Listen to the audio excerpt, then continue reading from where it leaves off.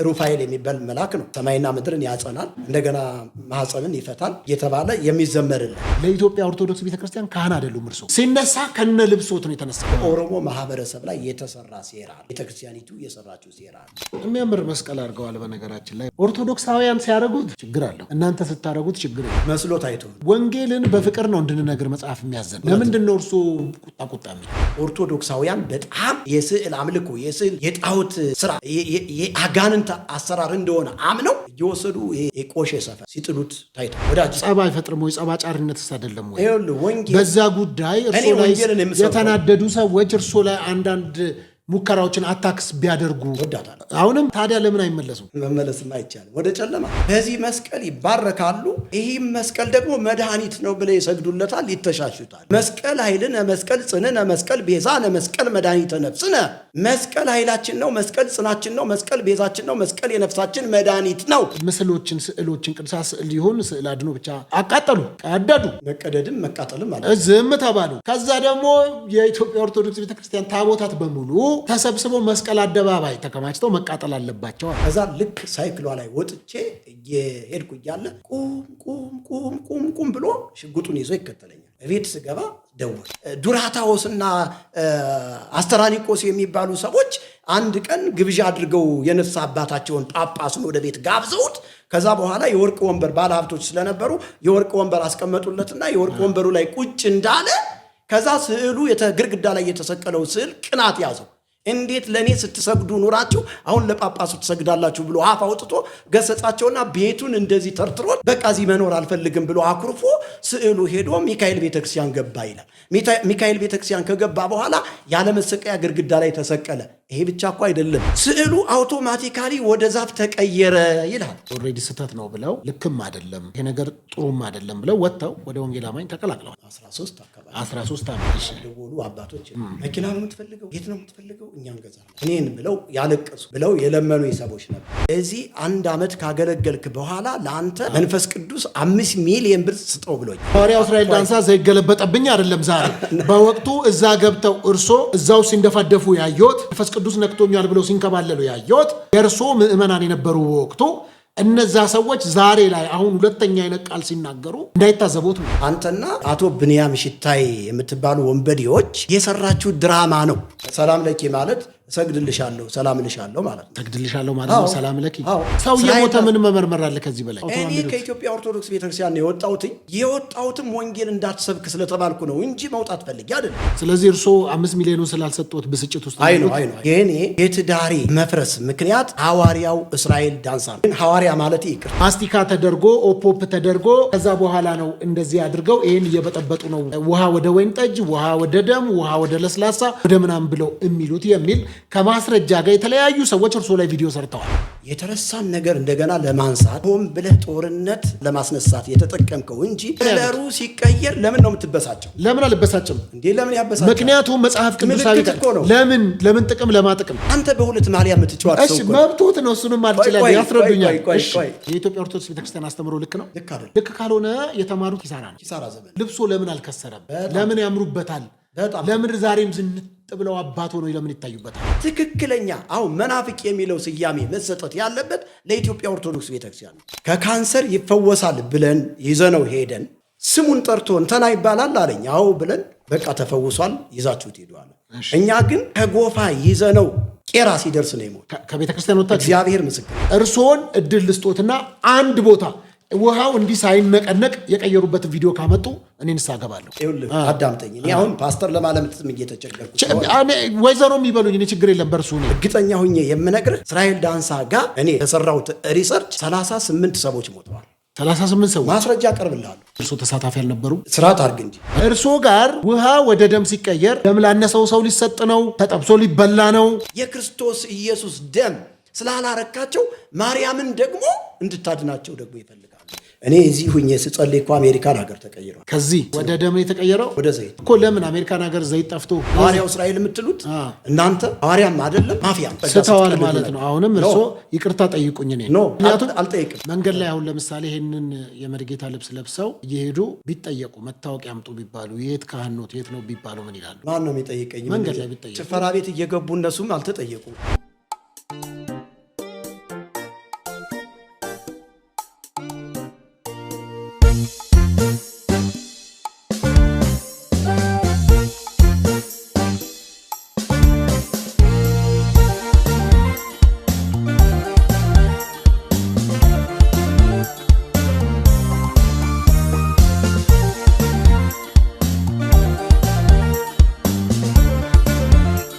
ሰላም ውድ ተመልካቾች በመላው ዓለም የምትገኙ እንዴት አላችሁ? ሁላችሁንም ሰላም እላለሁ። ኢትዮጵያውያን ኤርትራውያን ይህንን መልእክት የምትከታተሉ ወይ የምትመለከቱ አስተያየቶቻችሁን ስለሰጣችሁኝ አመሰግናለሁ። የዲቫይን ሾው ነው ያዘጋጀ የማቀርብላችሁ ፓስተር ሶፎንያስ ሞላልኝ ከአዲስ አበባ ኢትዮጵያ። እንግዲህ ከዲቫይን መልቲሚዲያ ስቱዲዮ ነው በቀጥታ ወደ እናንተ ያለሁት። በቀጥታ ስርጭት የተከታተላችሁ ስለሆነ በጣም አመሰግናለሁኝ። ሀሳብ አስተያየት ካላችሁ በዚህ ስልክ ቁጥር በዋትሳፕ ወይም ደግሞ በቀጥታ የመልእክት መላክ ትችላላችሁ። እንዲሁም በዚህ ፕሮግራም ላይ ብንቀርብ ሀሳብ አለን የምትሉ ሰዎች ካላችሁም እንዲሁም ማስታወቂያ አብረን ብንሰራ አብረን መስራት እንፈልጋለን የምትሉ ሰዎች ካላችሁ በዚህ ስልክ ኮንታክት ማድረግ ትችላላችሁ።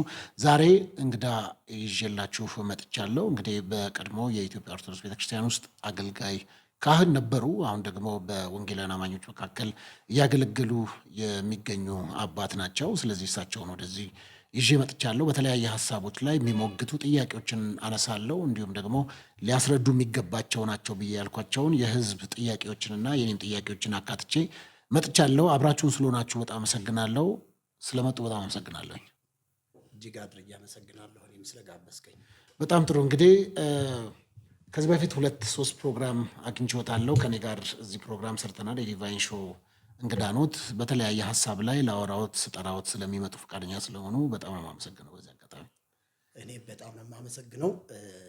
ለአንተም አስፈላጊ የሆነ ምክር የሆነች ነገር ይዣለሁ እና ስትጋብዘኝ ደስ ነው ያለኝ። ምክንያቱም እኔ በራሴ ሚዲያ ከምናገር አንድ ቀን አግኝቼ አወራሃለሁ እያልኩ እያሰብኩ ነበርና ደግሞ ዛሬ ስለጋበዝከኝ በዚሁ አጋጣሚ በጣም ደስ ብሎኛል። እሷንም ምክር እንዲያው ለአንተ ሰጥቼ እንዲሄድ ከተፈቀደ። አረ ይቻላል። ምንም እኔ ምክርንማ ገንዘብ የማያደርግ ሰው ካለ እኮ ጥሩ አይመጣም።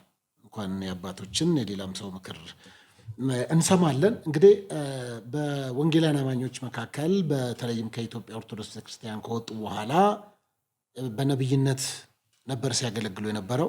አሁን ላይ ምን ላይ ነው ያሉት? ምክንያቱም ቅድም ማዕረጎትን ያልጠራሁት ነቢይ ሚስጥረ መዝገቡ ብዬ ልጥራ የትኛውን ልጥራ ብዬ ስላሰብኩኝ ለዛ ነው ቀጥታ ስሞትን ሳላስተዋውቅ የገባሁት። እና በምንድን ነው ያሉት? አሁንም በነብይነት ልቀጥል? ምንድን ነው?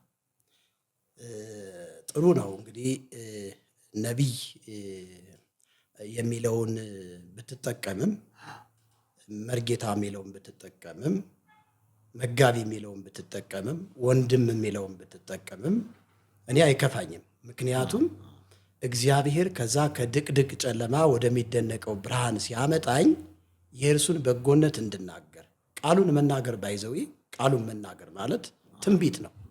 ራሱ ቃሉ ትንቢት ነው። ስለዚህ በነቢይነት ጸጋ አገለግላለሁ። ይሄ ማለት ግን እንዲያው ዝም ብሎ ፕሮፌት ማኖፍ ጋድ በሉኝ ምናምን አልልም። ራሱ ጸጋዬ ስለሚገልጠኝ ምንም ችግር የለውም። ስለዚህ አሁን እንዲያው ሁላችንንም ሊያስማማን ስለሚችል አሁን የእግዚአብሔር ቃል እውነት ሰዎች እንዲበራላቸው ተግቼ እያገለገልኩ ነው የሚገኘው። ደግሞም በእግዚአብሔር ጸጋም አገለግላለሁኝ።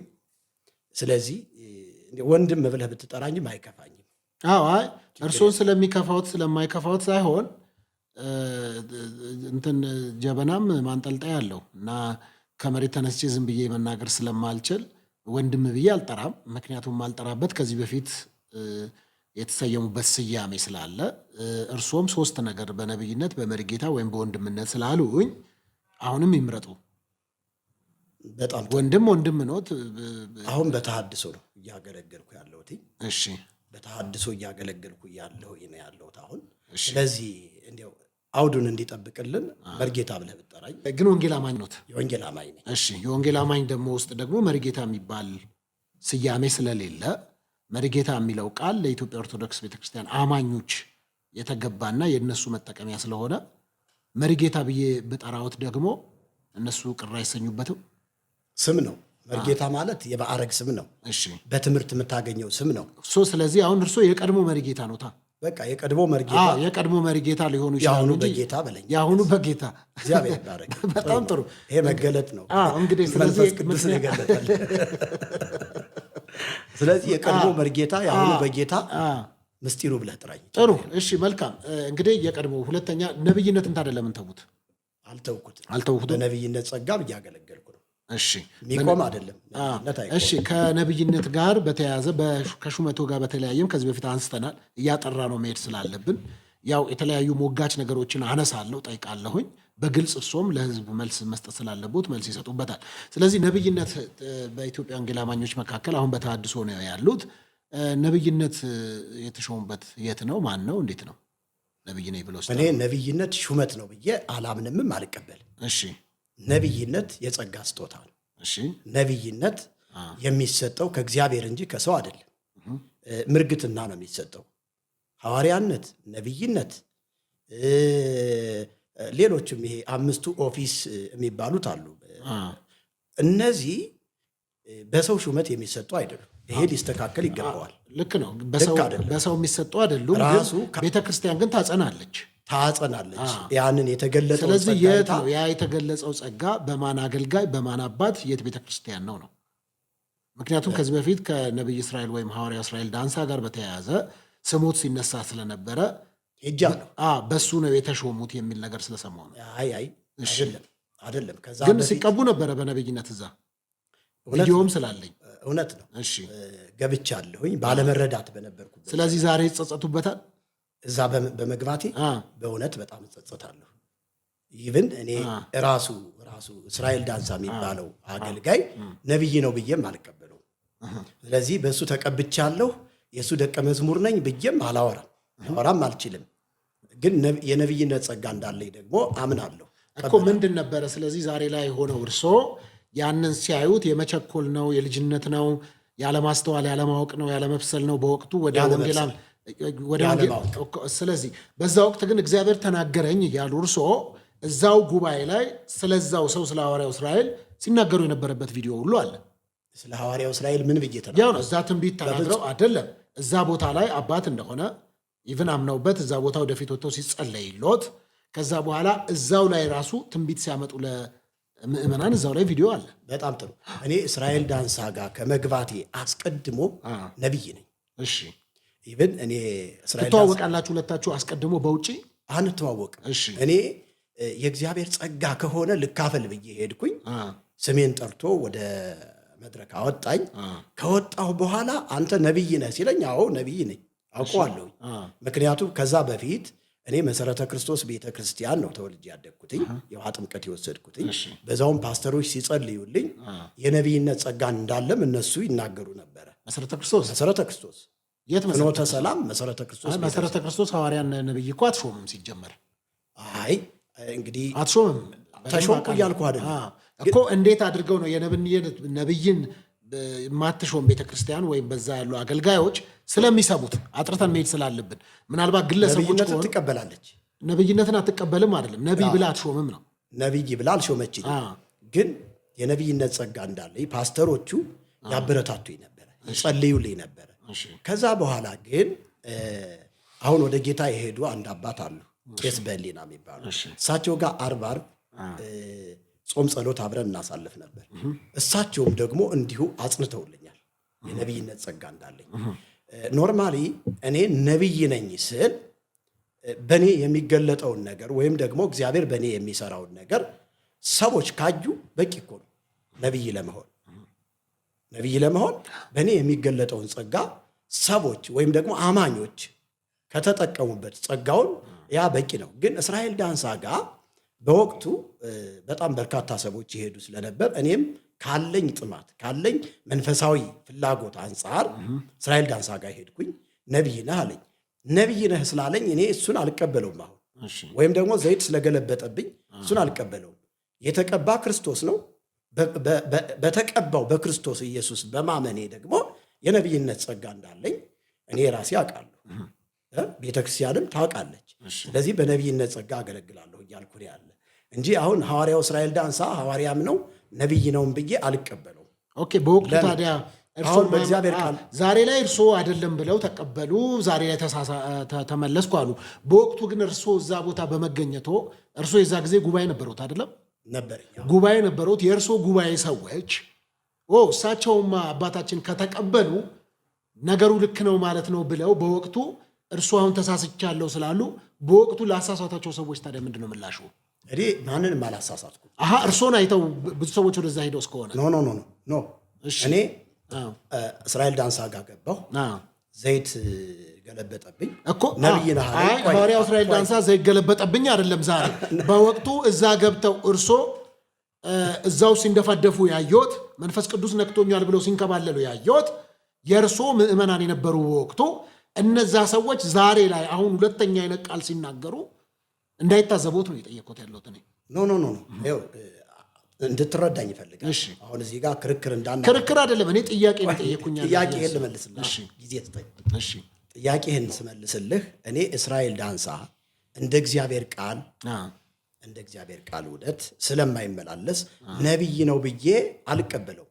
አሁን ዛሬ ላይ አልቀበለውም። ዛሬም በወቅቱም በተቀባሁኝ በአመቱ ማለት ነው። በአመቱ እኔ ሚዲያ ላይ በራሴ ገብተህ ማየት ትችላለህ። በራሴ ጽዮን ቲቪ ኢትዮጵያ በሚለው ዩቲዩብ ቻናል ላይ ገብተህ ማየት ትችላለህ። እስራኤል ዳንሳ ከእግዚአብሔር እንዳልሆነ እኔ በስህተት እዛ ቦታ ላይ እንደሄድኩኝ ተናግሬ ይቅርታ ጠይቄ ንስሐ ገብቼበታለሁ። በእኔ ግን ማንም የተሰናከለ የለም። እንዲያውም እኔ እስራኤል ዳንሳ ጋር በመግባቴ ስህተት መሆኑን ምዕመናንን በማስተማር የሚመጡ ሰዎችን የሚሄዱ ሰዎችንም ጥንቃቄ እንዲያደርጉ አጽንኦት ሰጥቼ አስተምር። ምን ያህል ጊዜ ከሐዋርያው እስራኤል ዳንሳ ጋር ግንኙነት ኖረው? አይደለም ምን ያህል ጊዜ እዛ ቸርች ተመላልሰው በምን አውቀው ምን ሚስጥር አይተው ነው ስህተት እንደሆነ? በምን አንድ ዓመት ምን አዩ? በጣም ጥሩ። አንድ ዓመት እንግዲህ እስራኤል ዳንሳ ጋር ታገለግላለህ ተብዬ አንደርግራውንድ ነበረ። አባልም አይደለሁም። እኔ እኮ ኦርቶዶክስ ቤተክርስቲያን ውስጥ አንደርግራውንድ ውስጥ እያገለገልኩ በነበረበት ሰዓት ነው እስራኤል ዳንሳ ጋር ሄድኩት። እስራኤል ዳንሳ ጋር ሲሄድ እሱ በመገለጥ ወደ አደባባይ ካወጣኝ በኋላ ወደ መድረክ ካወጣኝ በኋላ እዚህ ቤተክርስቲያን ታገለግላለህ፣ እዚህ አንድ ዓመት ካገለገልክ በኋላ ለአንተ መንፈስ ቅዱስ 5 ሚሊዮን ብር ስጠው ብሎኛል እና ቸርች ትጀምራለህ አለኝ። እኔ በወቅቱ እውነት መስሎኝ ነበረ። በመንፈሳዊ ነገር ስላላደግኩኝ እውነት መስሎኝ አንድ ዓመት ጠብቄያለሁ። በአንድ ዓመት ውስጥ ግን የሚያገለግለውን አገልግሎት ስመለከት እንደ እግዚአብሔር ቃል አይደለም የሄደው። እንደ እግዚአብሔር ቃል አይደለም አገልግሎቱ። የሚያመጣው መልእክትም እንደ እግዚአብሔር ቃል አይደለም። ራሴን አይቼ መርምሬ ራሱ መንፈስ ቅዱስ ከሰው ትከሻ ላይ ውረድ፣ እኔ በዚህ ስፍራ የለውም ብሎኝ ነው የወጣሁት። በያው እግዚአብሔር ፊት ነው የምነግርህ። እኔ ግን 5 ሚሊዮን ብር ተከፍሎኝ እምነቴን እንደቀየርኩኝ ተደርጎ ቤተ ክርስቲያን ውስጥ ያሉ ሞዓ ተዋህዶ የሚባሉት አሁን ፖለቲካ ውስጥ የሚሰሩ የማህበረ ቅዱሳን ግሩፖች ይኸው በ5 ሚሊዮን ብር እምነቱን የቀየረው መርጌታ ብለው ሚዲያ ሰርተውብኛል። የሚገርምህ በዚህ ሚዲያ ምክንያት ደግሞ ቤተሰቦች ተፈናቅለዋል። የመርጌታው አባት እዚህ እኛ ቤተ ክርስቲያን ውስጥ መኖር አካባቢው ላይ መታየት የለበትም ተብሎ አባቴ የተፈናቀለበት በእስራኤል ዳንሳ አገልግሎት ነው። 5 ሚሊዮን ብር ተከፍሎት ነው መናፍቅ የሆነ 5 ሚሊዮን ብር ተከፍሎት ነው እሱ ጴንጤ ነው። 5 ሚሊዮኑ በአደባባይ የተነገረ ነው። በአደባባይ የተነገረ ነው። ስለዚህ ውሸታም ነው ሐዋርያው እስራኤል የምትሉት እናንተ። ሐዋርያም አይደለም ማፊያ ነው። የመጨረሻ እነግርሃለሁ። ስለዚህ እርሶ 5 ሚሊዮኑን ስላልሰጡት ብስጭት ውስጥ አይ ነው። እኔ ለገንዘብ ብዬ አይደለም። ታዲያ እንግዲህ የገንዘብ ብዬ የሚመስለው ካልሆነ አንዱ ውሸታም ነው የሚሉት ለእርሶ ቃል የገባውን ነገር ስላልፈጸመ። በእርግጥ ትክክለኛ ሰው ቢሆን ኖሮ ቃሉን ይፈጽም ነበረ። ቃሉን አልፈጸመም። እኔ ደግሞ ስነግርህ አስረግጬ ስነግርህ ፓስተር፣ እኔ ገንዘብ አጥቼ አይደለም በወቅቱ ወደዚህ ፕሮግራም የመጣሁት ወይም ደግሞ ወደ ወንጌላውያን የመጣሁት። እኔ ስንት ገንዘብ የነበረ ሰው ነኝ። እኔ እኮ 35 ሚሊዮን ብር ሳንቀሳቀስ የነበርኩ ሰው ነኝ። ድርጅቶች ያሉኝ ሰው ነኝ። ሆቴሎች ያሉኝ ሰው ነኝ። ሱፐርማርኬቶች ያሉኝ ሰው ነኝ። ወፍጮ ቤት ያሉኝ ሰው ነኝ። ብዙ አይነት ድርጅቶችን ማንቀሳቀስ ከ30 በላይ ሰራተኞች ያሉኝ ሰው ነኝ። ስለዚህ በወቅቱ እኔ እውነት ስለበራልኝ የእግዚአብሔር ጸጋ በዛ ስፍራ ላይ አለ መስሎኝ ነው ወደ እስራኤል ዳንሳ ሄድኩኝ። እንጂ ገንዘብ ፈልጌ አይደለም። ገንዘብ ከፈለግኩ እዛ ቤት እኮ ገንዘብ አይጠፋም። በብዙ ነገር ገንዘብ ጥሩ። እንደዛ ከሆነ ታዲያ 1 ዓመት ሙሉ ቃል የተገባባችሁት 1 ዓመት በዚህ ቤተክርስቲያን ያገልግሉ ይቀመጡ፣ ከ1 ዓመት በኋላ 5 ሚሊዮን ብር እንድሰጡት የእግዚአብሔር መንፈስ ተናግሮኛል የሚል ነው ቃል ተገባው። ስለዚህ ያ ነገር እስኪፈጸምሎት ድረስ ነው የእሱን ስህተት መሆን ያልተረዱት። ምክንያቱም ዓመት ነው፣ ከዓመት በኋላ የተረዳሁት ብለዋል። ከዓመት በኋላ ቃል አልተፈጸመም። ከዛ በኋላ አይደለም ጌታ ታዲያ የተናገሩት እስከ ዓመት ድረስ አልተናገሩትም? ከጌታ ጋር አያወሩም ነበር? ድንገት እንዴት ከዓመት በኋላ የጌታን ድምፅ ሰሙ? ሰው ኖ እኔ የእግዚአብሔርን ድምፅ የሰማሁት በ6ኛ ወር ነው። በ6ኛ ወር እኔ የለውበትም ውጣ ሲለኝ ከዛ ወጥቼ ጾም ጸሎት ነው የገባሁት ሐዋሳ ታቦር ተራራ ላይ ገብቼ ከዛ ተመልሼ ራሴን እያየሁኝ ሰውየውን ደግሞ እየመረመርኩኝ ነው ያሳለፍኩት ከ6 ወር በኋላ እንጂ እኔ ተቀብየው አይደለም። በእስራኤል ዳንሳ 303 በሚሆኑ አገልጋዮች ሪሰርች እየሰራሁ ነው አሁን ላይ እስካሁንም ድረስ ማለት ነው። ከዛን ጊዜ ጀምሮ 303 የሚያክሉ አገልጋዮችን እኔ ሪሰርች እየሰራሁ ነው። አገልግሎታቸው እንደ እግዚአብሔር ቃል ስላይደለ እኔ እኮ ተአምረ ማርያምን የሚያክል ታላቋ አንጋፋ ቤተ ክርስቲያን ተሳስታበታለች። ይሄ ስሁትና የአጋንንት ትምህርት ነው። ሰዎች ወደ ሞትና ወደ ኩነኔ እየወረዱበት ነው። ቤተ ክርስቲያኗ ትመለስ ብዬ እየሞገትኩኝ እያለ የተአምረ ሐዋርያውን እስራኤል ዳንሳ ትምህርት አለማፍረስ አልችልም። የተአምረ ሐዋርያው እስራኤል ዳንሳ ትምህርት መፍረስ አለበት። ህዝብ እየተገደለ ነው። ህዝብ እየሞተ ነው። ሌሎችም አሉ። ለምሳሌ እኮ ይሆናል። ግን ለምሳሌ ህዝብ እየሞተ ነው እየተገደለ ነው የሚሉ ከሆነ በምን ሁኔታ በምን መረጃ ነው እንደዛ ያሉት? መረጃው አለኝ።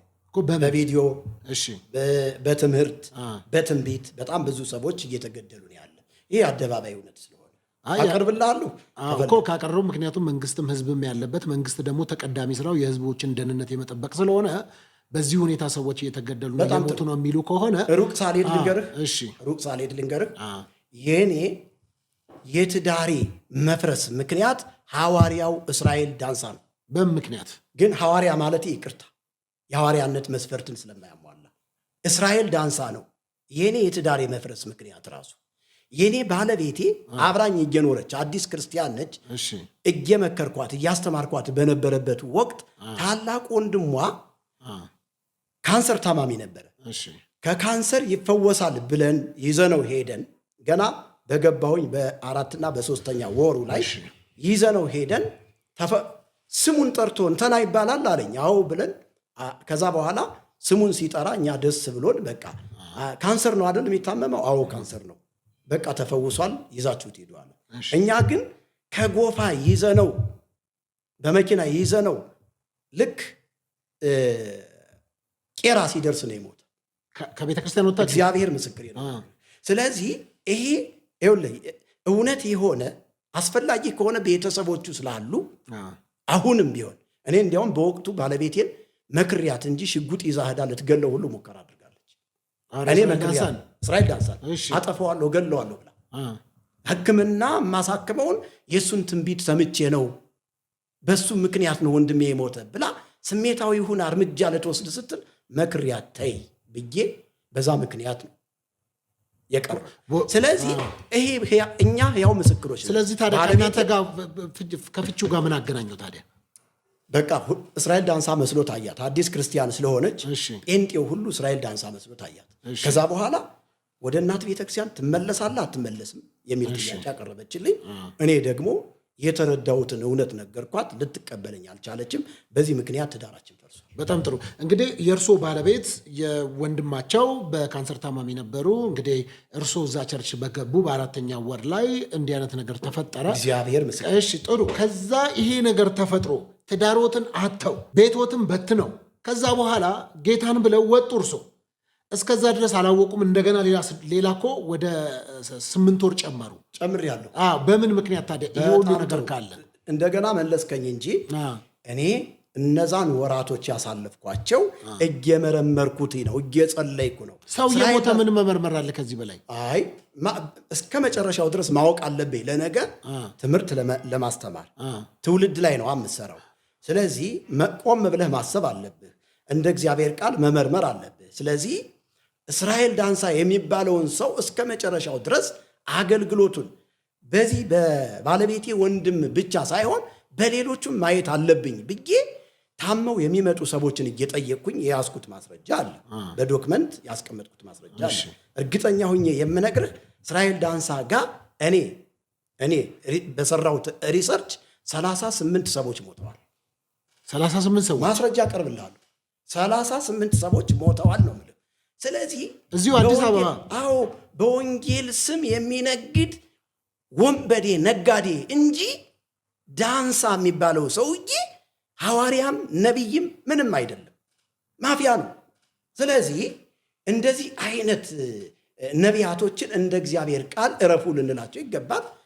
የወንጌል አማኝ ውስጥ ያሉ መሪዎቻችንም ይሄንን ነገር አጽንኦት ሰጥተው በደንብ ሊሰሩበት ይገባል ብዬ ነው እኔ ማስተላለፍ። ጥሩ።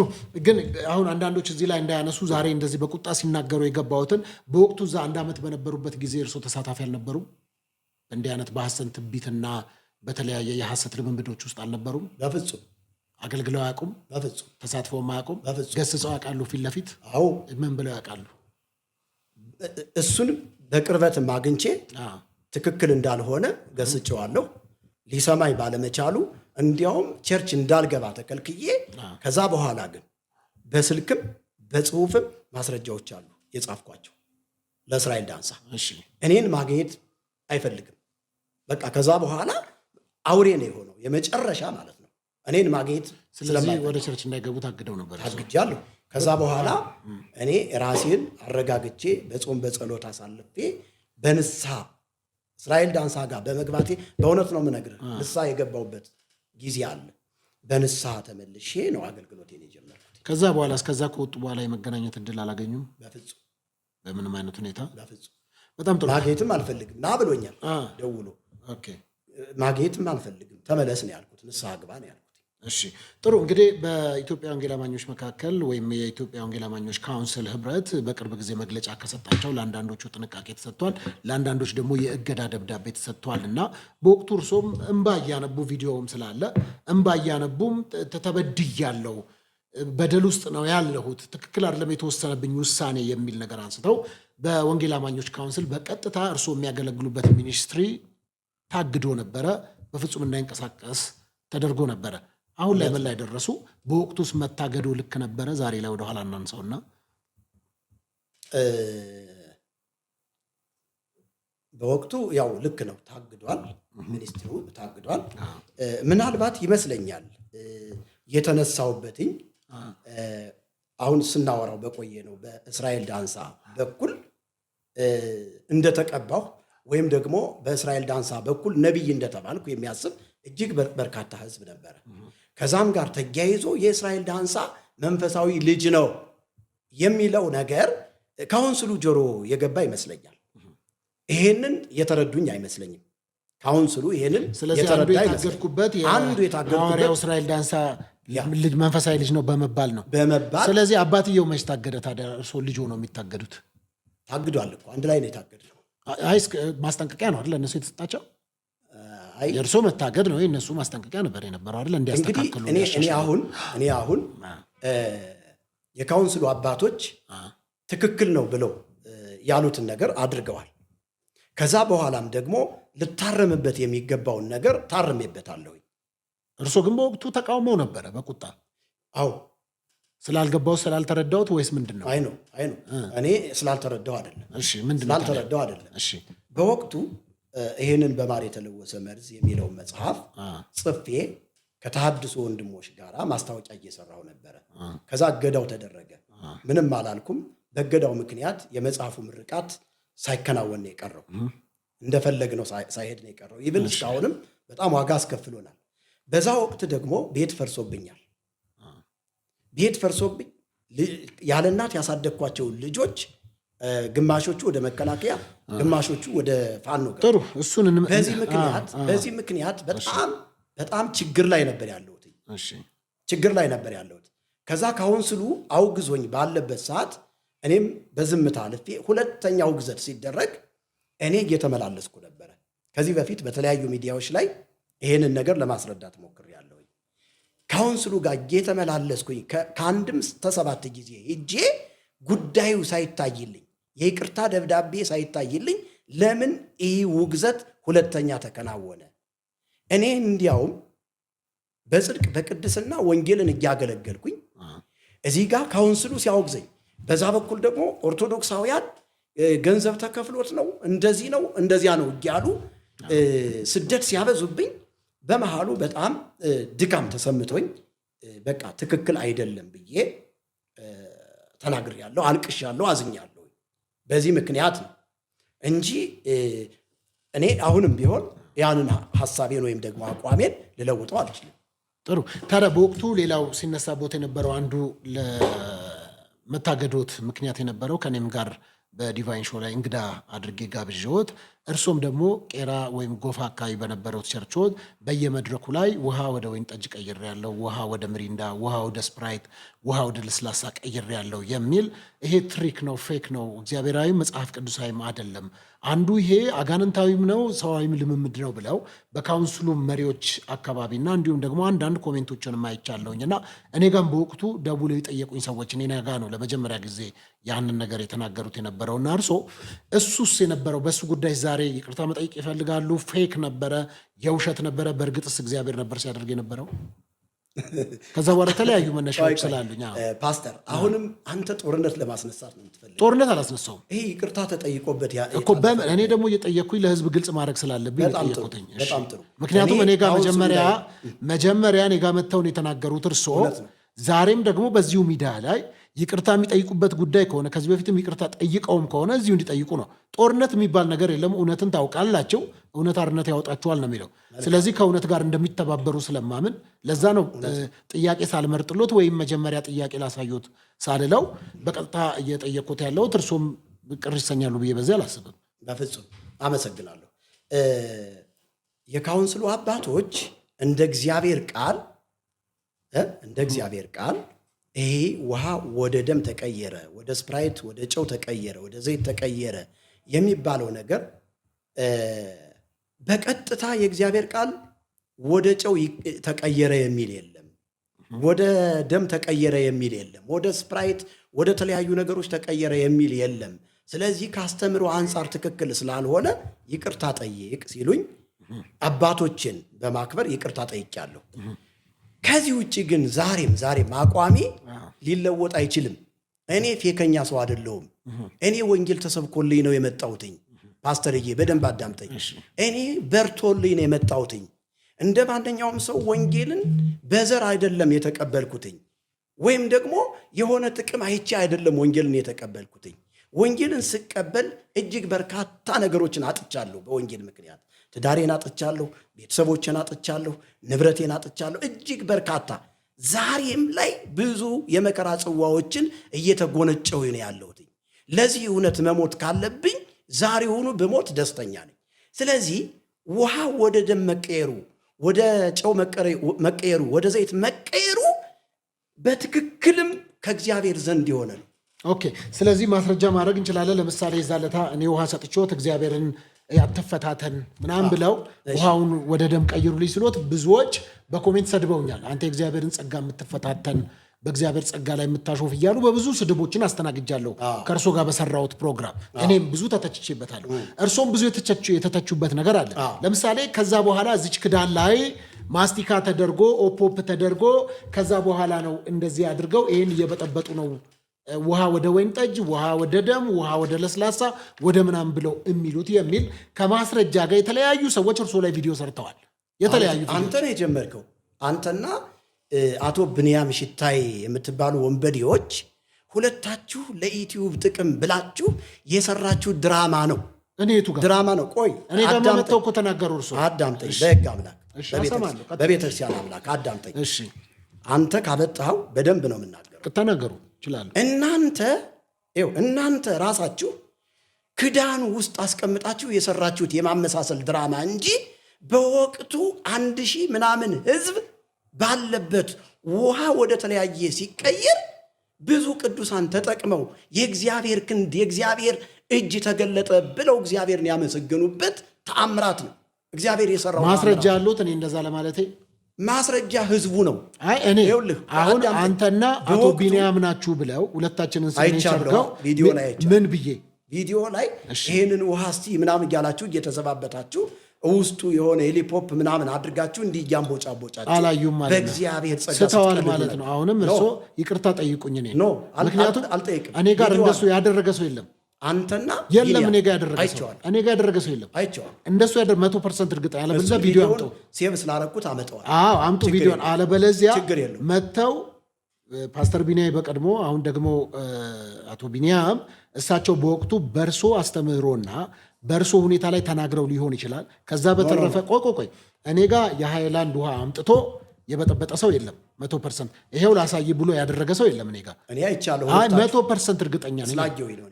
ተሳስተዋል፣ ስተዋል። ባረግም አይደለም መጀመሪያ ደረጃ የለም በእርግጠኝነት ባረግም፣ ግን የመጠየቅ መብት አለኝ እንደ መጠያቂ። አንድ ሰው ወንበር ላይ ሲጠየቅ አለቀ። ከዛ በተረፈ ግን በመረጃና በማስረጃ እርሶ ጋር የነበሩ ሰዎች እርሶ ጋር መጥተው እንደዚያ። ሁለተኛ እግዚአብሔር ከሆነ የሚቀይረው ነገሩን ካነሱት ድንገት ስለጠየቀኝ እንጂ በዚህ ጉዳይ ላይ ይጠይቃለሁ ብትለኝ መረጃውን ይዤ ልመጣ። ለምን እጠይቆታለሁ? ስለምን ጉዳይ እንደማወራቱማ ከጠየቁ እኔ ምኑን ጋዜጠኛ ሆንኩኝ እኮ ነገርኩ። እኔ ጋር ግን የነበረው እርሶን ዛሬ እድል ልስጦትና ብዙ ሌላ ቁም ነገር የምናወራቸው ስላለ በዚህ ሰዓት አልግደል። እርሶን እድል ልስጦትና አንድ ቦታ ውሃው እንዲህ ሳይነቀነቅ የቀየሩበትን ቪዲዮ ካመጡ እኔ ንስሐ እገባለሁ። እግዚአብሔር ምስክሬ። እንደዚህ ቁጭ ብሎ ሰው ሳይነካው እዚሁ ላይ አያይዙሎታለሁ። እንደዚህ ቁጭ ብሎ ውሃ የነበረው በጣም ጥሩ ወደ ደም ሲቀየር ካለ በእርግጠኝነት በዚህ ሚዲያ በሚከታተሉ በኢትዮጵያና በኤርትራውያን ፊት ንስሐ እገባለሁ፣ ይቅርታ ይቀበላለሁ። እግዚአብሔር ይባርክ። እሱን አመጣለሁ። ይሄንን አለበለዚያ ዛሬም ደግሞ የሚችሉ ከሆነ ዛሬም ያጸጋ የሚሰራበት ከሆነ ደግሞ አሁንም ሙሉ አልሰጠው ትችላለሁ። እንደሱ አይደለም። እኔ አሁን እግዚአብሔርን አልፈታተንም። እግዚአብሔር በጊዜው ይሰራል፣ በሰዓቱ ይሰራል። የእግዚአብሔርን ጸጋ እኔ በራሴ ላዝዘው አልችልም። ይሄ እኮ ጥንቆላ አይደለም ወዳጄ። ለምን ሲጸልዩ አይደል? ታዲያ ስለዚህ ዛሬም ውሃ ልስጦት ወደ ደም ይቀይሩት፣ ዛሬም ውሃ ልስጦት ወደ ኮካ። እኔ እንደውም ዛሬ ስቀርጽ ስለዋል ቀዝቀዝ ያለው ኮካ ቢያደርጉልኝም እቀበላለሁ። እኔ ይኸው አንተ ለገንዛ ሆድህ ለመሙላት ነው የፈለግህ። ታዲያ ምን ችግር አለ? ለአእምሮትህ ለጥምህ ነው የፈለግህ። አዎና፣ ሌላ ምን ጥቅም አለው? እግዚአብሔር ደግሞ ለእኛ ለሆዳችን ብሎ ሳይሆን እግዚአብሔር ታምራትን ሲያደርግ ቅዱሳንን ለማነጽ ማህበሩን እስቲ ማን ነው የሚታነጸው? ወደ ደም ተቀይሮ ማን ጠጣው? ያንን ደም የት ሄደ ደሙ? ዛሬም ቁጭ ብሏል አለ። ለምን ተቀየረ ወደ ደም? በጊዜው ውሃው ሲቀየር ውሃ ወደ ደም ለምን ተቀየረ? ለምሳሌ ኢየሱስ ክርስቶስ የዛለታን ጠቅሰውልኛል። ኢየሱስ ክርስቶስ ውሃውን ወደ ጠጅ ቀይሮታል ብለዋል። ስለዚህ ወደ ውሃውን ወደ ወይን ጠጅ ሲቀይር ሰዎች ሊጠጡት ለሰው ጥቅም ነው አይደለም የተቀየረው። እርሶ ጋር ውሃ ወደ ደም ሲቀየር ደም ላነሰው ሰው ሊሰጥ ነው? ተጠብሶ ሊበላ ነው? ምን ሊደረግ ነው ውሃ ወደ ደም የተቀየረው? ዛሬስ እነዛ ተአምራቶች ወደ የተቀየሩት ዛሬም ታሪክ ሆኖ ተቀምጠዋል። በጣም ጥሩ ታሪክ አድርገው ተቀብለውት በእግዚአብሔር ጸጋ ተጠቅመው በወቅቱ የነበሩ ሰዎች ያዩ ሰዎች አሁንም እግዚአብሔርን እያመሰገኑ ነው ያለ። ነገር ግን ውሃው ለምን ጥቅም ዋለ ካልክ ቅዱሳን እንደ እምነታቸው ልክ ሊጠጡትም ሊቀቡትም የፈለገ ነገርም ሊያረጉት ይችላል። ደሙን ነው የሚጠጡት የሚቀቡት? ስርዓት አድርግ እንጂ እንደ ታዲያ ወደ ደም ተቀየራሉ። ቆይ አሁን ደም ማለት ምን ማለት ነው? ደም ነው። ደም በጣም ጥሩ። የእንስሳ ደም ሊሆን ይችላል፣ የሰው ደም ሊሆን ይችላል። ሊትራሊ ደም ሊሆን አይችልም። ምንድን ነው ታዲያ? ከለሩ ነው የሚቀየር። ከለሩ የተቀየረ ታዲያ የተበጠበጠ ውሃ ነው? ምልክት ነው። አይደለም። ደም ነው ካሉ ወደ ደም ከተቀየረ ካሉ ደም የሚያሟላው በውስጡ ነርቮች ይኖሩታል፣ በውስጡ የተለያዩ ነገሮች ይኖሩታል። ታዲያ እንጂ ቆይ አሁን አንተ ሌሎች አሁን እናት ቤተክርስቲያን ሂደህ ራሱ በውሃ ተጸልዮ አይታወቅ? ይህ ውሃ የኢየሱስ ደም ነው በኢየሱስ ስም ተብሎ ተጸልዮ ውሃ ጠጥተህ አታውቅም ወይስ እንደዚህ ተጸልዮ አይታወቅም?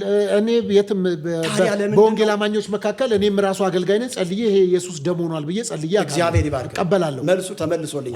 እርስዎ ግን ከነጭራሹ ከለሩ የደም ነው የሆነው። ከለሩ ሲቀየር ለምን ነው የምትበሳጨው? ለምን አልበሳጭም እንዴ? ለምን ያበሳጫል? ምክንያቱም መጽሐፍ ቅዱሳዊ ለምን ጥቅም ለማጥቅም ምልክት ነው። ቃሉን በምልክት ያጸና ነበር ይላል እግዚአብሔር እኮ። ስለዚህ ደም አይደለም ከለር ነው የተቀየረው አሉኝ እኮ አልኩህ። ከለሩ ከተቀየረ ቀይ ውሃ ነው። አንተ እኮ ውሃውን እኮ የክርስቶስ ደም ብለህ ሰጠህ። በእምነት በሏ። በእምነት ነው ያም የተቀየረው። አይደለም ወደ ደም ተቀይሯል። ሊትራሊ ከለሩ እኮ ወደ ደም ተቀየረ። ይኸውልህ ከለሩ ተቀየረ። በቃ ይሄ የእግዚአብሔር። ስለዚህ ከለሩ የተቀየረ ውሃ ነው። ከለሩ የተቀየረ ውሃ እንጂ ደም አይደለም። ምልክት ነው የሆነው። ኖ ይሄ አመክንዮት። በዚህ ጉዳይ አመክንዮት የሚሰሙንም ሰዎች ስለሚታዘቡን እርሶ በኢትዮጵያ ኦርቶዶክስ ቤተክርስቲያንም በካህንነት ያገለገሉ በዚህ በወንጌላውያን አማኞችም እኮ ያገለገሉ ትልቅ ሰው ኖት ነው። እንግዲህ በዚህ በቤተ እምነቶች መካከል ብዙ ልምድ ያለት እንደ አዲስ ሰው የሆነ ቀን መጥቶ አገልጋይ ነኝ ብሎ እንዳላል ቆጥሮትም። ይኸው አሁን አንተ የተረሳን ነገር እንደገና ለማንሳት ሆን ብለህ ጦርነት ለማስነሳት የተጠቀምከው እንጂ በጊዜው እግዚአብሔር የሰራው ድንቅና ተአምራት ነው። ቃሉን በምልክት ያጸና ነበር ስለሚል እግዚአብሔር ቃል ምልክት ተደርጓል። ቅዱሳን ተጠቅመውበታል። ከዚህ ውጭ መልስ የለኝም። ግን ያንን አጥርተው እየነገሩኝ አይደለም። ጭራሽ ለተንኮል ብለህ ነው። ነግሬሃለሁ። ለተንኮል ብለህ ነው። ጭራሽ እንደውም ወንበዴዎች ሁለታችሁ ብለውኝ። አዎ ወንበዴዎች ብለውኝ። እሺ መብቶት ነው ይላሉ። መብታ ነው ይላሉ። አንተ በሁለት ማሊያ የምትጫወት ሰው እኮ መብቶት ነው። እሱንም አልችላል ያስረዱኛል። አንተ በልህ አይደለማ ምክራንን የመክራለሁ ያሉኝ። ቆይ እንዲያውም ልንገርህ ዛሬ ርዕስ ለምን ያስቀይሩኛል? ሲቀደም ርዕስ ለምን ያስቀይሩኛል?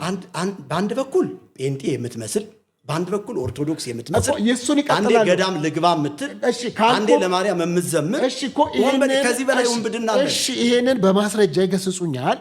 መልስ ካለኝ መልስሎታለሁ፣ ፈቅዳለሁ። አንዳች ነገር አይቆርጥም። እዚህ ሰላም ለኪ ያልክ ስትዘምራን ነበር። እሺ ይላል። እሱንም ያልኩበትን ምክንያት ደግሞ መስተካከል ካለብኝ ደግሞ አባቶች አይደሉ እርሶ ተመለስ ሲሉኝ ደግሞ እኮ ሰማለሁ። ምክርን ገንዘቤ ካረኩኝ እኔን ተጠቃሚ መሆን። ከዛ በፊት ከሱ ርዕስ ከመሄዳችን በፊት እንደ ርዕስ አድርገው አንስተውት ይገስጹኛል፣ እሰማለሁ። ማስተካከል ያለብኝን አስተካክላለሁ። ምንም ሰው ነኝ፣ ሙሉ ሰው አይደለሁ። ተሰርቼም ያለቅኩ አይደለሁ። ስለዚህ በዛ ጉዳይ ይቅርታ ጠይቅበታለሁ ማለት ነው ከተሳሳትኩኝ አይደል? እሱንም ያነሳሉ። ከዛ በፊት ግን ለማረም መጀመሪያ የታረመ ሰው መሆን ያስፈልጋል። እርሶ ይቅርታ ለመጠየቅ በዚህን ያክል የሚተናነቁት ከሆነ እኔን ይቅርታ ለማስጠየቅና እኔን ስህተት ነህ ለማለት ከደፈሩ እርሶ ለምንድን ነው ስህተቱን የማያምኑት?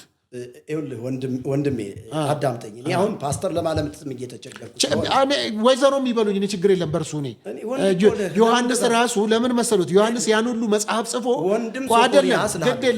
ዮሐንስ ራሱ ያን ሁሉ መጽሐፍ ጽፎ ጽሁፉን ሲጀምር እኔ ወንድማችሁ የሆንኩ ነው ያለው። ወንድምነት ከሁሉ የሚበልጥ ስለሆነ ከወንድምነት በላይ የለም። ስለተናደዱ የኔን ፓስተርነት ሊያነሱት አይችሉም። እኔ ሲጀምሩ ፓስተር እያሉ ነው ያወሩኝ። ጥያቄ ስለጠየቁት ተበሳጩ እና ፓስተር ልልም ይጨንቀኛል ብለዋል። እንዳልኩት በፈለጉት መቀጠል ይችላሉ። በዚህ ጉዳይ ግን እኔን ይቅርታ ለማስጠየቅ ስተሃል ካሉኝ እርሶ ስተዋል ሲባሉ ለምንድን ነው ስተቱት ማመንም አይፈልጉት? ይኸውልህ ስህተት ነው ብዬ ያመንኩበትን ካውንስሉ ላይም ሚዲያ ላይም ወጥቼ ይቅርታ ጠይቄያለሁ። ምንድን ነው ስህተቶት? በጣም ጥሩ። በወቅቱ የተደረገው ተአምራት ሚዲያ ላይ በመዋሉ ያለ ማስተዋል ያለ መብሰል ሚዲያ ላይ በመዋሌ ይቅርታ ጠይቄያለሁ። ሰዎች ግር የሚያሰይ በመሆኑ አዲስ አማኞችም ሊሰናከሉ ይችሉ ከሆነ ብዬ ሚዲያ ላይ በመዋሌ በዚህ ነው ይቅርታ የጠየቅኩኝ። ከዚህ ውጭ እግዚአብሔር አልሰራም ብዬ ይቅርታ የጠየቅኩበትኝ ቪዲዮ ካለ አምጣው። እኔ ይቅርታ ጠይቀዋል አላልኩም። ይቅርታ ጠይቄያለሁ። እኔ በዛ ጉዳይ ስህተት ነው የነበረው። ብዙ ሰው ስለተቃወመው የመታገዶትን ምክንያት አንዱ እሱ ነው የሚባል ስለሰማው እንደ አንድ ሰው መረጃ እንደደረሰው ሰው በሰዎች ነው የታገድኩት። ከሰማይ መሰለህ እንዴት አገድኩት? ወዳጅ እኮ ሰዎችም ቢሆኑ ያው በዛ መርህ ባስተምህሮ ምክንያት ነው መስሎ ታያቸው፣ አገዱኝ። በቃ አልተረዱም፣ አገዱኝ። በቃ ስለዚህ በዛ ጉዳይ ይቅርታ ጠየቁና ደግሞ ዛሬ ካውንስሉ ጋር አብረው ነው እየሰሩ ያሉት። እርሶ? አብሬ ነው እየሰራ ያለው። እሱንም እናነሳለን። አሁንም አባቶችን እሰማለሁ፣ የሚሉኝን የሚመክሩኝን እቀበላለሁ። ነገር ግን እግዚአብሔር ሲሰራ በዚህ ጉዳይ እነሱ እግዚአብሔር ነው የሚሰራው ብለው አምነውበታል፣ ተቀብለውታል። እነሱ አባቶች ይህን ልምምዶትን ስለተቀበሉኝ እኮ ነው ስረዛውን ያነሱ። ስለዚህ ከዚህ በኋላ እርሶ ያንን ድንቅና ተአምራት እያደረጉ ይቀጥላሉ? አላቅም። ምን ማለት ነው? ሊቀጥልም ሊቆምም ይችላል። ተአምራት አንድ ጊዜ ተደርጎ የሚቆም አለ። ቀጣይ የሆነም ነገር ሊኖር ይችላል፣ አይታወቅም። የዛ ጊዜ በተከታታይ ነበር እኮ በእርሱ ተአምራት የሚሆነው። አሁን እንዴት ይቆማል? የዛ ጊዜ በየፕሮግራሞት ይቀጥል ነበር። እርግጠኛ ነህ? አዎ በጣም የተለያየ ልብስ ለብሰው እርሶ የተለያየ ጉባኤ ላይ ላሳዩት እችላለሁ። ወደ ዓለም ገናም አካባቢ ይመስለኛል ወደዛ ሰበታ መጀመሪያ ዓለም ገና አይደል እንዴት ተደረገ? አዎ አይደል። ከዛ በኋላ ደግሞ እዚህ ቄራ አካባቢ እንደዛ ነበር። ያነዛ ልምምዶች እኔ በመረጃዎች ስላሉኝ ነው እማነሳት። አሁንም እማነሳለሁት እርሶን ጥፋተኛ ከማድረግ አንጻር የተረሳ ነገር ከመቀስቀስ አንጻር አይደለም። እርሶ በዛ መልኩ ተረድተውት ከሆነ በጣም ይቅርታ፣ እንደሱ አይደለም። እኔ እንደውም እድል የሰጣሁት ስለመሰለኝ ለምን ስለ ወንጌል አናወራ? ይሄ አንዱ አይደል እንዴ? እናወራለን። ሰፊ ጊዜ ያለን ታምራት እኮ ወንድሜ ይኸውልህ፣ ታምራት ለምልክት ነው የሚሆነው። እግዚአብሔር ምልክትን በቃሉ ለማጽናት የሚጠቀመው ነው። ይህንን ማወቅ አለብህ። ስለዚህ አሁን የታምራት ጉዳይ አይደለም። አንዳንዶች ከኢየሱስ ጋር የመለካካት ኢየሱስ ውሃን ወደ ወይን ጠጅ ስለቀየረ እኛም ኢየሱስ ነን እኮ ወደ መለካካት አይደለም። ከእኔም በላይ ትሰራላችሁ ብሏል አላለም? አይደለም ግን ልክ ይሄን ነው ያቺን መጽሐፍ ቅዱሳዊ የዛ ጊዜ አንስተው እኔ እኮ አሁን ኢየሱስ በአብ ቀኝ ተቀምጧል ማለት እኔ እንደ ራሴ ሆኜ የክርስቶስ አምባሳደር ሆኜ አሁን መንፈሳዊ አገልግሎት የማገለግለው እኔ ምስጢሩ መዝገቡ ነኝ እንጂ ክርስቶስ አይደለም። ክርስቶስ በመዋዕለ ሥጋዌው በስጋ ዘመኑ ተመላልሶ አገልግሏል። ከዛ በኋላ የመጨረሻውን አብይ ተልኮ ወደ ዓለም ሁሉ ሂዱ ወንጌልን ለፍጥረት ስበኩ ብሎ ሰዎች ሁሉ እያዩት ትኩር ብለው እየተመለከቱት ወደ ሰማያት አድርጓል። በአብ ቀኝ ተቀምጧል። ኢየሱስ የተቀመጠው እኔ እንድሰራ ነው። ስለዚህ እኔ ከሰራው ደግሞ ኢየሱስ በሰራው ልክ ሳይሆን ኢየሱስ ከሰራውን በላይ ልሰራ እችላለሁ። ይሄ እግዚአብሔር ቃል ነው የሚለኝ። ጥሩ። ስለዚህ ከዚህ አንጻር ነው እኔ የጠየቅኩት። በሌላ ሀሳብ እንዲወስዱትም አልፈልግም። ከወሰዱትም እንግዲህ በዛ ከተረዱት እንግዲህ በጣም ይቅርታ። ግን እኔ እያወራሁ ያለሁት የተነሳቦትን ነገር በተለይም የታገዱት ውሃን ወደ ምሪንዳ፣ ወደ ስፕራይት፣ ወደ ደም እየቀየሩ ነው የሚለው መርህ ስለተነሳ ነው። እሱ ብቻ እኮ አይደለም። እኔ እዚህ ሁኜ ስጸልይ እኮ አሜሪካን ሀገር ተቀይሯል። ከዚህ እግዚአብሔር ምስክር ይሰማሉ። እነዛ ሰዎች ይሰማሉ። ማን የሚባሉ ምን አላወራም። ሰውየው ላይፈልግ ይችላል እኮ ይሄ መረጃ የሌለው ነው። ፈቃደኛ ከሆነ እሱ ራሱ ይመስክር። እኔ እዚህ ስጸልይ ተቀይሯል አሜሪካን ሀገር። ስለዚህ እግዚአብሔር እኮ ወደ ምን ተቀየረ? ወደ ደም የተቀየረው ወደ ዘይት እግዚአብሔር ምስክር እኮ። ለምን አሜሪካን ሀገር ዘይት ጠፍቶ አይደለም ታዲያ ዘይት ጠፍቶ አይደለም እና እግዚአብሔር ምልክት እያደረገ እኮ። ምልክት ከዚህ በላይ ምን ግዴታ ነው? ሰውየው እምነቱ እንዲጨምር እግዚአብሔር ምልክትን ያደረገ ወዳጅ። ይሄን ነው የምንረዳው። ጥሩ፣ በጣም መልካም። እሺ ግሳጼዎትን ልቀበልና አረሳስቼ ያለፍኩ እንዳይመስል ለእርሶም ለተመልካችም። እንግዲህ አንዱ አንተን ነው የምገስጽህ፣ እንዳንተ አይነት ወንበዴ የት አለ በሁለት ማሊያ የምትጫወት ብለውኛልና እሺ ግድ የለም። ከዛም ደግሞ ወደ ገዳም እገባለሁ ገዳም ገብቻለሁ ብለሃል የሚል ነገር ተናግረዋል። እየከሰሱኝ ስለሆነ ከማስረጃ ጋር ነው የማወራው። እርሶም ከማስረጃ ጋር ያወራሉ። የቱ ጋር በምን ቪዲዮ ወደ ገዳም ገብቻለሁ ገዳም ልገባ ነው የሚል እስቲ ማስረጃ ነገሩኝ። ቲክቶክ ላይ ወጣህ አለሁት ቪዲዮ? አዎ እንግዲህ አሁን ላመጣው አልችልም፣ ጊዜ ስጠኝና። አይደለም እንደውም እድል ሰጦትና ይሄ ቪዲዮ እስኪተላለፍ ድረስ በዓለም ዙሪያ አይደለም አቋርጠው። እንደዛ ከሆነ እና አውጣው። እግዚአብሔር ምስክር አውጡት። እሺ ለምን ይቆረጣል? ይሄውም ፍሪ ነው ይቻላል እኮ። ጊዜ ያስፈልጋል። እሺ እኮ ጊዜ ደግሞ እንደ ልስጦት። እሺ ጊዜ ደግሞ እንደ ልስጦት መሰሎት። ጊዜ ደግሞ እንደ ልስጦት መሰሎት። እንደ ልስጦት መሰሎት የተናገርከው ነገር እኮ እኔ እንደ ልስጦት መሰሎት ድጋሚ። ምክንያቱም እርሶ እኔ ያላልኩትን ከአፌ ያልወጣውን ዋሽተዋል። ልንገሮታ ለምን መሰለ የዋሹት? ካልዋሹ ይሄው ኤዲተሬም ካሜራማን አይደለም ካልዋሹ ኤዲተሬም ካሜራማንም እዚህ ስላለ ቪዲዮ ላይ አካትትሎታለሁ። ኢቭን ከቀረጻ በኋላ ሄደው እርሶ ቪዲዮውን በዋትሳፕ በቴሌግራም ይልኩልኛል። እዚህ ላይ አስገባሉታለሁ። ካላስገባው አይደለም ከየት ነው መጠፋው? የተናገርከው ከየት ዩቲዩብ ላይ ማይቼዋለሁ። የዩቲዩብ ላይ አንተ ላይ የዩቲዩብ ላይ አለ። የዩቲዩብ ላይ የተቀመጠ ቪዲዮ አለ፣ አልጠፋም። ቆይ እሺ፣ አንተ ገዳም ልገባ ነው አላልክም? አልወጣም። በጣም ጥሩ። ለማርያም አልዘመርክም? አልዘመርኩም። እሺ፣ ሰላም ለኪ እያልክ አልዘመርክም? እያለሁ ይጨርሱ። ወደ እሱኛው ሀሳብ ሄዳሉ። አይደለም መጀመሪያ አይደለም ገዳም እገባለሁ ያሉትን ይጨርሱና ገዳም እገባለሁ ብለህ በአፍህ ቃል በቃል ተናገራል። ትልቅ ሰው ስለሆኑ የሚያወሩት ቪዲዮ ስለማልቆርጥ ነው። እንጂ ቪዲዮ የምቆርጥ ቢሆን ኖሮ አልከራከሩትም። አሁን ራሱ በሚዲያ ሲተላለፍ ኮመንቱን ታየዋለህ። በጣም በርካታ ሰዎች አይተው አላልኩማ እንዴ ገዳም ልገባ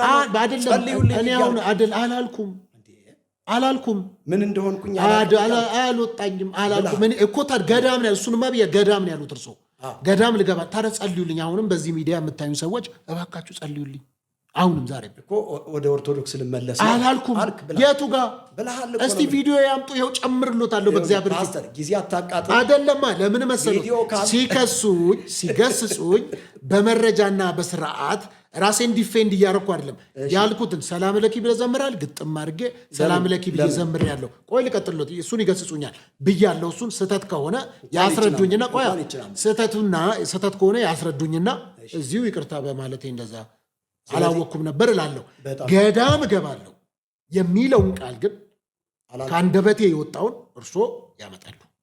አለበለዚያ ተጠራጥሬ ያለው አላቅም መስሎኝ ነው ብለው ይቅርታ ይጠይቁ። ጊዜ ስላለን ወደፊት ችግር የለውም። በጣም ጥሩ። በነገራችን ላይ አላልኩም እንደዛ እኔ ገዳም እገባለሁ አላልኩም። ከአዲስ አበባ ወጣ ብዬ ጸጥ ያለ ቦታ እቀመጣለሁ ለተወሰነ ቀን የሚል ነው ያወራሁት። ሰው በራሱ ተርጉሞ ገዳም ሊገባ ነው የተለያየ ብሎ አላልኩም። አልወጣኝም ከአንደበቴም አልወጣኝም ማለት ነው። ካልኩኝ ፊት ለፊት ስለሆነ የምለው እኔ ሙሉ ሰው ስለሆንኩኝ ከዛ በተረፈ ሰላም ለኪ ብለህ ዘምረሃል ብለውኛል። እሱን ይገስጹኝና ስህተቱን ያስረዱኝ። ስህተቱን ሳቀው መጽሐፍ ቅዱሳዊ ካልሆነ በጣም ይቅርታ ሰላም ለኪ ብያለሁ እና በጣም ይቅርታ። በጣም ጥሩ። አንደኛ እንትኑ መዝሙሩ ስህተት ነው። ሐርና ወርቁን እያስማማች ይላል። ወይንዘ ትፈትል ወርቀ ወሜላተ አስተራያ ገብርኤል ግብተ። ይሄ በመጽሐፈ ዚቁ ወርቅና ሐሩን እያስማማች ትፈትል በነበረ ጊዜ ገብርኤል የሚባል መልአክ በሽማግሌ ተመስሎ መጥቶ ትጸንስ ያላት ይላል። ይሄ የኦርቶዶክስ ትምህርት ነው። መጽሐፍ ቅዱስ ሉቃስ ወንጌል ምዕራፍ 1 ቁጥር 26 ላይ ገብተህ ስታነብ ናዝሪት ወደምትባል ከተማ ብሎ ነው። ወበሳድስ ወርህ ተፈነወ ገብርኤል መልአክ እምኀበ እግዚአብሔር። በስድስተኛው ወርም ይላል ገብርኤል የሚባለው መልአክ ናዝሪት ወደምትባል ከተማ መጥቶ ነው የሚለው። ማርያምን አበሰራት ይላል። ስለዚህ ቤተ መቅደስ ውስጥ ገብታ ገብርኤል አበሰራት የሚለው በራሱ ስህተት ነው። ሁለተኛው ስህተት ደግሞ ወርቅና ሐር እያስማማች ትፈትል ነበር የሚለው ስህተት ነው። ፋኑኤል የሚባል መልአክ መና ከሰማይ እያወረደ ይመግባት ነበር የሚለው ስህተት ነው። ፋኑኤል የሚባል መልአክ የለም፣ ሊኖርም አይችልም። ስህተት ነው። ስለዚህ እንደ እግዚአብሔር ቃል አይደለም። አንተ ሰላም ለኪ ብለህ ደግሞ ሰላም ለኪ እያለ ገብርኤል ራሱ ሰላም ለኪ እያለ እንደሰገደላት የሚያመላክት ነው። ሰገደላት ይላል እዛ ጋር ግዕዝ ስለሆነ እኔ ስለማላቅ እንትኑ እንደዛ ነው የሚለው። እና እስቲ መዝሙሩን ያስታውሱታል። ሰላም ለኪ እያለ አንተ የዘመርከው ሰላም ለኪ እያለ ሐርና ወርቁን እያሰገደ ይላል። አይ መጽሐፈ ዚቁ እኮ እኔ እሱን አላቅም። እኔ ነው እኮ የጠየቁኝ። ሀሳቡ ከሆነ እኮ ሀሳቡን ዘማሪው ከዚቁ ነው የወሰደው። ይሄ ማን እንደሆነ ባላቅም ዘማሪው እንትና ይመስለኛል ቴዎድሮስ ነው። እኔ እንጃ እኔ አላቃቸውም። እንደሱ ይመስለኛል ካልተሳሳትኩኝ። ስለዚህ ከዚቁ ወስዶ ነው ወርቅና ሐርን እያስማማሽ ትፈትል በነበረ ጊዜ ሰላም ለኪ እያለ ምን አላት? ሰላም ለኪ እያለ ሰላም ለኪ ማለት ምን ማለት ነው? ሰላም ለኪ ማለት እሰግድልሻለሁ፣ ሰላም ልሻለሁ ማለት ነው። እሰግድልሻለሁ ማለት ነው ሰላም ለኪ። በምን ትርጉም ነው? ስለማላቅ አልከራከሩም። በግዕዝ ነው። በግዕዝ ሰላም ለኪ ማለት እሰግድልሻለሁ ማለት ነው። እናሳ ሰላም ለኪ ማለት ሰላም ለኪ ማለት ሰላም ለኪ ማለት እኔ መሰለኝ ግን ሰላም ላንቺ ይሁን ነው መሰለኝ እኮ ሰላም ላንቺ ይሁን እያለ እየሰገደላት እየሰገደን ከጨመሩት ታዲያ ትርጉሙ እኮ ሰላም ለኪ ማለት ሰላም ላንቺ ይሁን ማለት ነው ብዬ ነው የተረዳሁት እኔ። እርሱ ደግሞ ትክክለኛ ትርጉሙ ነጠላ ትርጉሙ አንቀጽ የሚባል አለ። አንቀጽ ትርጉም የሚባል አለ። አንቀጽ ትርጉሙ ሰላም ላንቺ ይሁን፣ ከዛ እያለ ምንድን ነው የሚለው? እየሰገደ ነው የሚለው እሱን አላቅም። እኔ ስለ መዝሙሩ የጠየቁ እኔ ከኔ አንደበት ስለወጣው ነገር ነው እኔ ኃላፊነት ወስደው እሱን ነው ስህተት ነው ያሉኝ። ስለዚህ መልአኩ ቅዱስ ገብርኤል ሰላም ላንቺ ይሁን አላላትም? ሰላም ላንቺ ይሁን አላላትም ማለት እንዴት? አላላትም ወይ? ሰላም ላንቺ ይሁን አላላትም ወይ? ድንግል ማርያምን ሲያገኛት በወቅቱ ሰላም ላንቺ ይሁን አላላትም? መጽሐፍ ቅዱሱ ላይ የለም።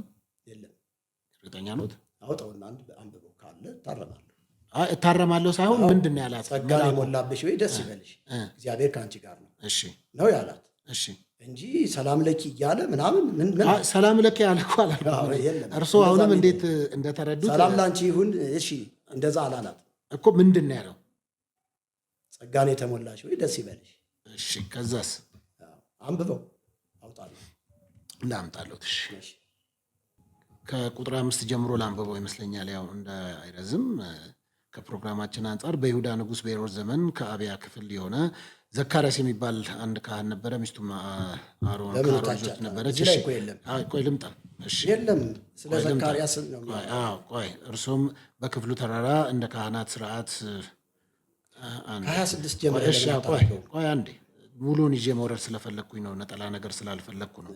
ምክንያቱም አንዳንድ ጊዜ ከላይ እንዳይሰወር ለዛ ልምጣ ብዬ ነው።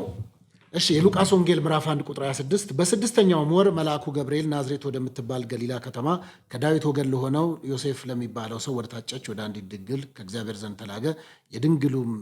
የድንግሊቱም ስም ማርያም ነበር። መልአኩም ወደ እርሷ ገብቶ ደስ ይበልሽ፣ ጸጋ የሞላብሽ ሆይ ጌታ ከአንቺ ጋር ነው፣ አንቺ ከሴቶች መካከል የተባረክሽ ነሽ አላት። እርሷን ባየችው ጊዜ ከንግግሩ በጣም ደነገጠች። ይህ እንዴት ያለ ሰላምታ ነው ብላ አሰበች። መልአኩም እንዲህ አላት፣ ማርያም ሆይ በእግዚአብሔር ፊት ጸጋን አግኝተሻል፣ አትፍሪ፣ እነሆም ትጸንሻለሽ፣ ወንድ ልጅም ትወልጃለሽ፣ ስሙንም ኢየሱስ ትይዋለሽ ብሎ ያነሳል። ያው ሰላምታ እንደሆነ እርሷም ይህ እንዴት ያለ ሰላምታ ነው ብላ የተናገረችበትም ክፍል እንዳለ እዚሁ ላይ እንመለከታለን።